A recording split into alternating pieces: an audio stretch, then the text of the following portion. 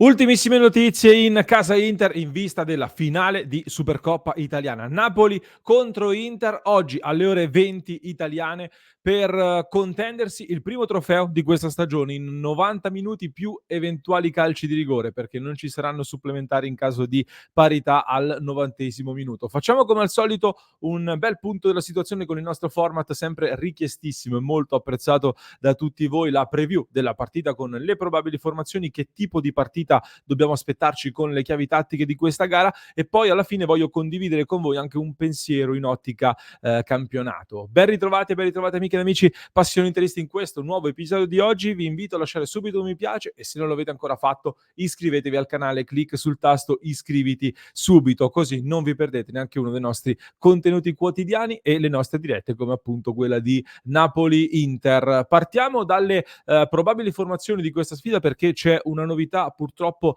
in casa Inter, una novità negativa, nel senso che la novità riguarda lo stop di Alessandro Bastoni, un affaticamento muscolare che blocca il difensore classe 99. Ieri si era allenato a parte e dunque non sarà titolare, immagino, in questa sfida contro il Napoli. C'era stato qualche dubbio anche su Eric Mkhitaryan, alla fine però sembra tutto risolto e quindi Mkhitaryan ci sarà, per cui Inzaghi dovrebbe andare a schierare di fatto lo stesso 11 che abbiamo visto contro la Lazio in semifinale di Supercoppa italiana, ad eccezione appunto di Bastoni, per cui Sommer in porta con Pavard, De Vrij che torna titolare al centro della difesa e Acerbi che viene dirottato sulla sinistra al posto di Bastoni, Darmian in vantaggio su Dumfries ancora una volta a destra, con Barella, Çalhanoğlu, Mkhitaryan e Di Marco a completare il centrocampo. In attacco ovviamente Lautaro Martinez e Thuram. Barella è l'unico calciatore dell'Inter diffidato in questa partita. Ricordiamo che in caso di cartellino giallo salterebbe la partita contro la Fiorentina di domenica in campionato, e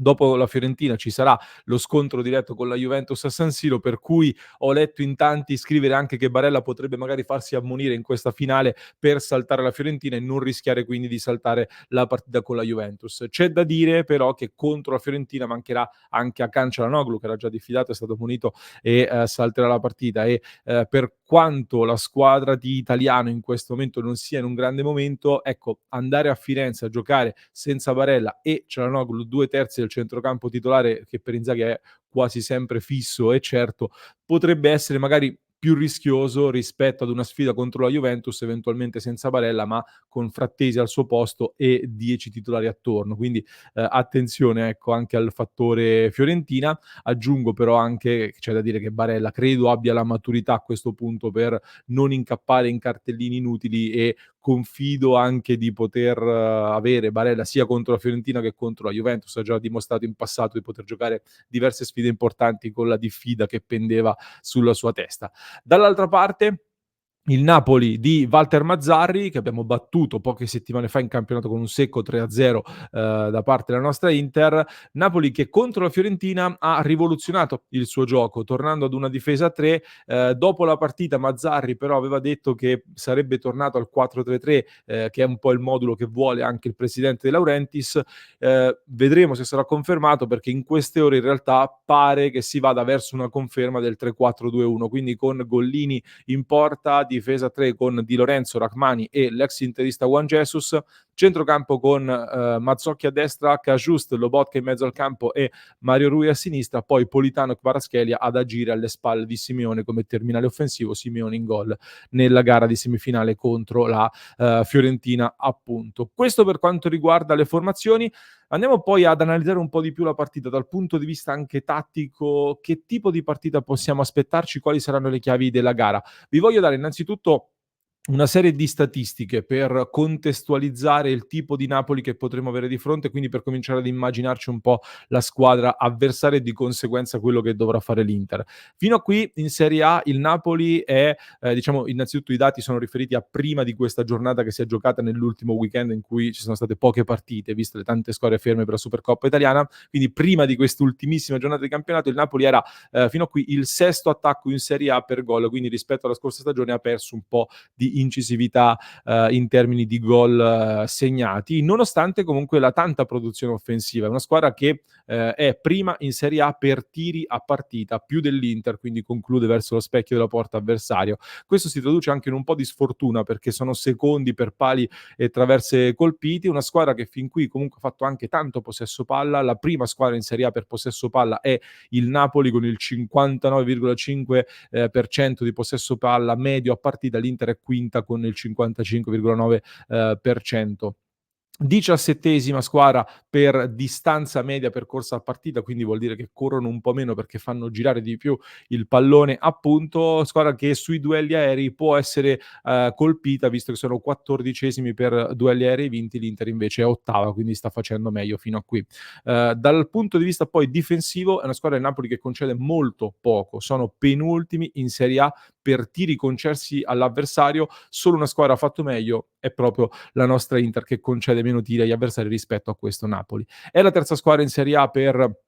diciamo è meno fallosa in Serie A, la terza squadra meno fallosa in Serie A e sono terzi in Serie A anche per dribbling, quindi una squadra che si affida molto anche alle iniziative dei singoli. Dall'altro lato invece l'Inter è 17esima in questo momento e storicamente l'Inter non è una squadra che si affida moltissimo ai dribbling e alle giocate dei singoli e lo sappiamo. Questo ci contestualizza questa serie di dati, secondo me, il tipo di squadra che abbiamo visto fino a qui tra Garcia e Mazzarri, una squadra che quindi tende ad avere il controllo della partita, tende a concedere poco agli avversari, tira molto, conclude molto,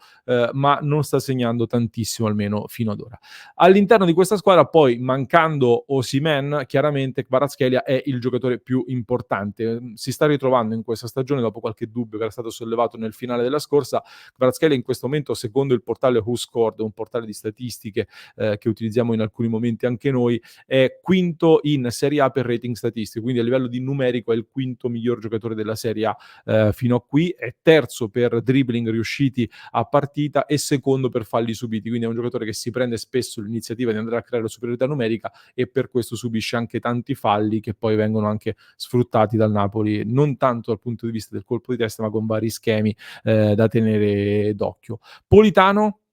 è secondo me l'altro elemento importante da tenere sotto osservazione, è quinto fino a qui in Serie A per passaggi chiave a partita, quindi crea tante occasioni da gol, davanti a Di Marco, che è subito dopo di lui, e anche Zielinski, che è sempre in orbita mercato Inter e dovrebbe partire dalla panchina. Quindi Politano sicuramente sta facendo un'ottima stagione ed è uno degli elementi pericolosi da tener d'occhio come creatore di occasioni da gol. Contro la Fiorentina però, come dicevo, il Napoli si è rivoluzionato, ha vinto con un secco 3-0 forse un po' più ampio di quello che si è visto in campo, almeno secondo me. Si è rivoluzionato innanzitutto a partire dal modulo, non è stato il 4-3-3 di base, ma il 3-4-2-1, come dicevamo, ma soprattutto anche a livello di interpretazione è stato molto differente. È stata una squadra con un atteggiamento molto attento alla fase difensiva, che puntava poi alle ripartenze in contropiede, quindi la parola chiave è stata proprio quella della compattezza per proteggere la porta e poi il tentativo di ripartenza. C'è da dire che di fronte c'era una Fiorentina che diciamo predilige molto il possesso palla, è spesso anche la Fiorentina ad andare a controllare la partita, quindi ci può stare magari che il Napoli abbia intrapreso questo atteggiamento e sia stato accentuato ulteriormente da una Fiorentina che tende ad avere il controllo del pallone. Però è lecito pensare che questo atteggiamento si possa rivedere anche anche contro l'Inter in alcuni momenti e tendenzialmente all'interno della gara. A livello di compattezza abbiamo visto quindi un Napoli che in possesso palla ha giocato con una specie di 5-1-3-1 come impostazione, quindi partendo da una difesa a 5, col possesso palla invece agli avversari si passava da un 5-4-1 molto corto, molto stretto, molto compatto. Per darvi due numeri, il Napoli ha avuto una lunghezza media di circa 25 metri con un baricentro più o meno a 45 metri, quindi abbastanza basso. L'Inter invece è stata più lunga, attorno ai 30 metri di lunghezza e con un baricentro decisamente più alto a 53 metri. E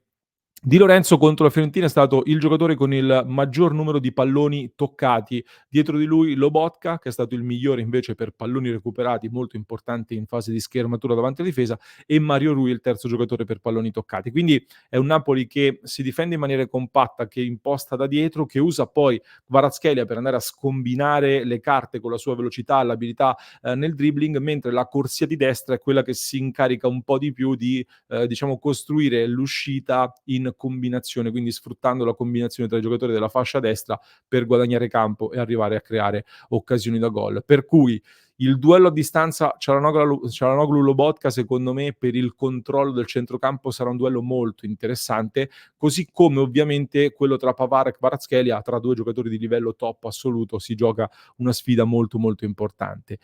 È dall'altra parte però che si gioca una sfida interessante da tener d'occhio, perché Politano in velocità può mettere in difficoltà Acerbi, che però diciamo può sopperire con la sua grande esperienza e con la sua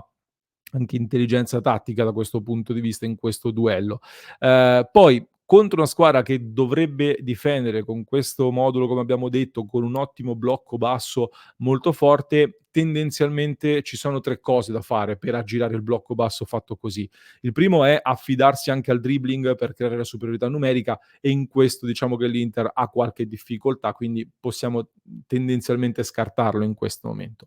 Il secondo modo, diciamo, per tentare di aggirare, di scardinare il blocco basso è quello di affidarsi al lavoro degli attaccanti, che devono giocare con la linea dei difensori e devono venire anche incontro per favorire gli inserimenti e creare un po' di, diciamo, di caos lì all'interno dell'area di rigore. Questa sicuramente è un'arma che invece l'Inter andrà a sfruttare molto, quindi Lautaro Martinez sarà chiave per andare a mettere in difficoltà Rachmani, per attirarlo un po' fuori dal cuore dell'area di rigore. Terzo fattore da sfruttare contro il blocco basso è sicuramente quello relativo alle combinazioni, che all'Inter funzionano sempre molto bene tra terzo di difesa che si spinge molto in avanti a costruire la mezzala e l'esterno di centrocampo, e queste combinazioni sfruttarle per guadagnare campo e generare delle superiorità numeriche da cui arrivare ai cross, ai traversoni e al tiro. Contro Lazio questa cosa l'Inter l'ha fatta benissimo, con dei lampi di gioco veramente spettacolari. C'è da dire che oggi l'Inter ha 2 complicazioni per poter sfruttare questa cosa. Da un lato questo Napoli che concederà secondo me meno spazio sulle fasce rispetto a quanto ha fatto la Lazio, che gioca con un modulo differente, quindi avremo secondo me meno spazio da sfruttare sulle corsie, e quindi questo è un fattore. E poi c'è Acerbi al posto di Bastoni, che un pochino perde secondo me a livello di costruzione sulla sinistra, che invece contro la Lazio è stata una fascia chiave per andare a costruire. Quindi queste piccole difficoltà in più ci potrebbero essere, quindi l'Inter potrebbe andare anche a coinvolgere un po' di più anche la zona centrale, dove comunque c'è un Lobotka sempre molto pericoloso. Quindi sarà una sfida tosta, in cui chiaramente l'Inter parte favorita, ma una gara veramente da combattere contro un Napoli che ha la possibilità di portare a casa un trofeo comunque importante in un momento molto delicato della loro stagione. Io, arrivati a questo punto, soprattutto ci tengo a vincere questa coppa, ci tengo a vincere un'altra coppa, anche se non è un trofeo che scalda particolarmente, anche da quello che leggo in giro, però perdere non fa mai bene, e in questo momento credo che l'Inter abbia veramente bisogno di continuare questa scia positiva di prestazioni che si sono viste dopo Monza e Lazio appunto soprattutto, perché siamo veramente in un momento decisivo di questa stagione. E a tal proposito la Juventus pure è in un momento molto positivo, ha approfittato dell'Inter ferma per la Supercoppa per riportarsi in vetta alla classifica, e sui social tra i tifosi interisti leggo tanto nervosismo per questo duello con la Juventus. Ecco, mi è piaciuto invece in questo senso l'intervento di Lautaro Martinez, che ieri in conferenza stampa, alla domanda del giornalista che gli chiedeva se avrebbe guardato poi la Juventus la sera, lui è stato molto netto dicendo, aveva avuto anche la risposta molto pronta. Mi è piaciuto questo scambio in cui Lautaro dice non capiva perché devo guardare la Juve, e poi hanno detto perché gioca la Juventus eccetera, lui dice no, siamo concentrati sulla Supercoppa eccetera eccetera. Quindi bravo Lautaro, avanti per la nostra strada. Sappiamo che la Juventus difficilmente perderà punti per tanti motivi, ma questa Inter che stiamo vedendo è meritatamente, secondo me, a questi livelli così alti, e può e deve concentrarsi proprio solo sulla propria strada, perché se possono fare un filotto di vittorie loro alla Juventus, lo possono fare anche qui all'Inter. Anche noi dell'Inter lo possiamo fare, e lo abbiamo dimostrato fino a qui. Intanto però testa la Supercoppa, perché ci sarà tempo poi per parlare di campionato, per prepararsi alla sfida contro la Fiorentina di domenica, che diventa a questo punto una delle partite più importanti di questa stagione, visto che la Juventus giocando prima potrebbe portarsi addirittura a +4 in classifica per qualche ora. Però testa un passo alla volta, quest'Inter ha dimostrato di poter affrontare ogni avversario e di poter fare davvero bene. Fatemi sapere Che aspettative avete voi per questa partita? Ci vediamo in diretta dalle 18:45 per commentare insieme questa finale di Supercoppa italiana. Vi aspetto nel club poi, dove commenteremo poi la partita a caldo su www.passioninter.club. Ci sentiamo per analizzare la gara nel post partita e per tutti i contenuti settimanali per sostenere il nostro progetto. Vi lascio con un altro approfondimento che trovate in descrizione per chi ci ascolta in podcast, mentre per chi ci segue da YouTube vi basta cliccare qui.